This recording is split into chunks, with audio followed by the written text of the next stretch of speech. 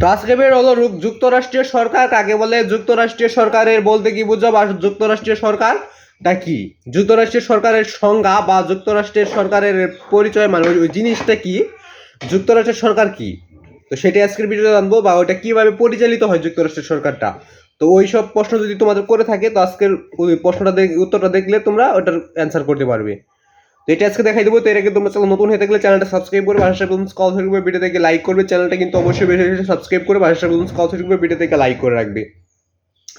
তো যুক্তরাষ্ট্রীয় সরকার, এটা কিন্তু একটা খুবই গুরুত্বপূর্ণ একটা প্রশ্ন, যে যুক্তরাষ্ট্রীয় সরকার কাকে বলে। এই প্রশ্নটা কিন্তু পরীক্ষায় অনেকবার আসে, যেহেতু এটা অনেক একটা গুরুত্বপূর্ণ একটা প্রশ্ন।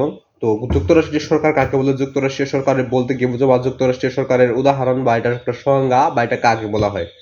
তো উত্তরটা নিচে রয়েছে। তোটা দেখার আগে তোমরা চ্যানেল নতুন হয়ে থাকলে চ্যানেলটা সাবস্ক্রাইব করে ভাষা কল করবে, ভিডিও থেকে লাইক করবে। আর যদি প্রতিটা প্রশ্ন তো সরাসরি গাইড থেকে পেতে চাও, তাহলে কিন্তু চ্যানেলটা অবশ্যই সাবস্ক্রাইব। তো আর যদি কোনো ক্লাসের প্রশ্ন লাগে, তো অবশ্যই কমেন্টে বলে দিবে যে কোন ক্লাসের কি প্রশ্ন তোমাদের লাগবে। যদি তোমরা কমেন্ট না করো, তাহলে আমি কিভাবে দেবো? আমি তো প্রতিটা প্রশ্ন দেওয়ার চেষ্টা করতেছি।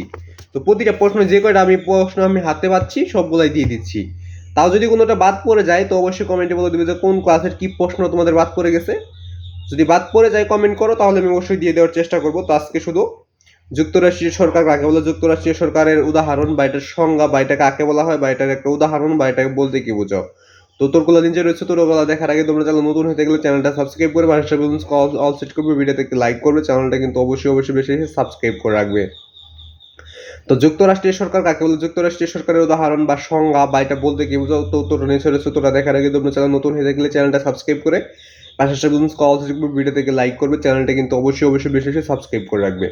তো আজকের উত্তরটা দেখার আগে তোমাদের প্রতিটা ক্লাসের টিক্সিনের উত্তরগুলো, টিক্সিনের যে টিক্সগুলো দেখছে বইদের প্রথম টিক্স মানে 1 নম্বর টিক্সিনের প্রশ্ন লিখে ইউটিউবে আসলে এদের সবগুলো টিক্সিনের তো তোমরা সরাসরি গাইড থেকে হয়ে যাবে। এবং সঙ্গীত প্রশ্ন দেখতে সঙ্গীত প্রশ্ন লিখে ইউটিউবে আসলে সঙ্গীত প্রশ্ন হয়ে যাবে, রচনামূলক প্রশ্ন লিখে ইউটিউবে আসলে রচনামূলক প্রশ্ন হয়ে যাবে। এবং সৃজনশীল দেখতে সৃজনশীল ক নাম্বার লিখে ইউটিউবে আসলে ওই সৃজনশীল সম্পূর্ণটা তোমরা সরাসরি গাইড থেকে পেয়ে যাবে। তো সেটা তোমরা সরাসরি গাইড থেকে দেখে নিতে পারো। তো যুক্তরাষ্ট্রীয় সরকারের এই উত্তরটা দেখে নেওয়া যাক।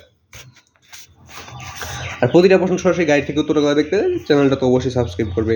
তো যে সরকার ব্যবস্থায় একাধিক অঞ্চল বা প্রদেশ মিলে একত্রিত হয়ে নিয়মতান্ত্রিক উপায়ে কেন্দ্র ও প্রদেশের মধ্যে ক্ষমতা বন্টন করা হয়, তাকেই যুক্তরাষ্ট্রীয় সরকার বলে। তো যুক্তরাষ্ট্রীয় সরকারটা কি?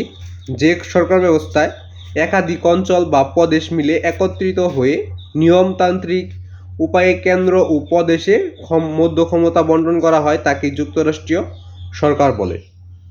তো এটাই হলো যুক্তরাষ্ট্রীয় সরকার কি, যুক্তরাষ্ট্রীয় সরকারের সংজ্ঞা বা বলতে কি বুঝো। তো তোমরা এখান থেকে ভিডিওটা থামিয়ে বা ভিডিও এখান থেকে স্ক্রিনশট দিয়ে তোমরা লিখে নিতে পারো।